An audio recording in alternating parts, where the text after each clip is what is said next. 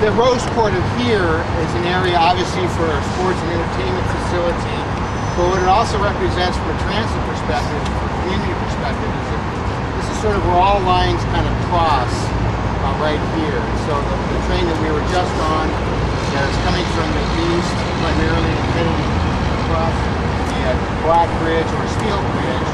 All of our trains go over that one bridge, and it created a nightmare for operation. But also we'll have the alignment that will be going up to the north also comes through this area. And I'll be the first to confess that this is one of the worst planned urban design transit connections that you could possibly have. So I wanted to point that out. Anybody thought that this was, the permanent thing that we created here? That's not the case. It's really a bad idea to have pedestrians having to cross in front of buses, across train lines, and having bicyclists running through all that stuff too. And on top of that, throw in our largest kind of entertainment venue in the city. So we've done absolutely everything exactly wrong. And if you want to use that as a case study, I offer that up for your consideration. Nevertheless, it illustrates, though, what we're trying to do in the transit system, I'm sure Julian talked about, is that we really try to create proximities to events and places and destinations that people want to go to. The secret of what we do in Portland, and we try and do it as well as we can, is to get you as close to your destination as possible and make that travel time be rather short-lived between the two things.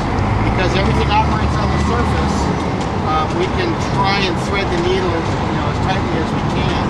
And believe it or not, and I'm willing to put anybody on a wager, we actually can move door to door relatively quickly versus a subterranean subway system or even an elevated system. What that means also is that when we do an imposition in the streets or in the city, it's a little bit more surgical. We can kind of do a little laser surgery and tighten things up better. We can't do massive reconstruction to the city. That's just either we don't have the funds to do that or the political will to make that happen. So that's kind of the example here of it's not the best, but it actually does deliver folks, and a lot of them, to this recreational area too.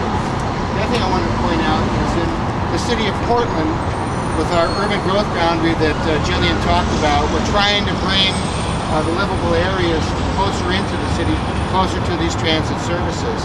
Believe it or not, this area is being talked about quite a bit over the last several years of being an opportunity for a nightlife district, restaurants, bars, the whole deal, but also housing and commerce and offices and stuff too.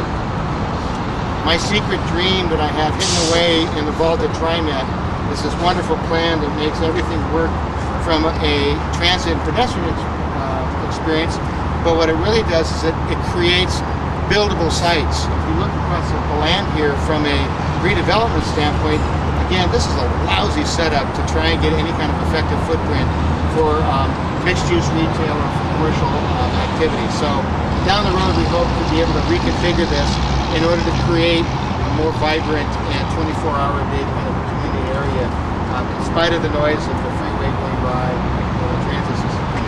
Well, people changing modes here, or it's just modes crossing? Good question. For the most part, what you're seeing here is modes going through. There might be a transfer,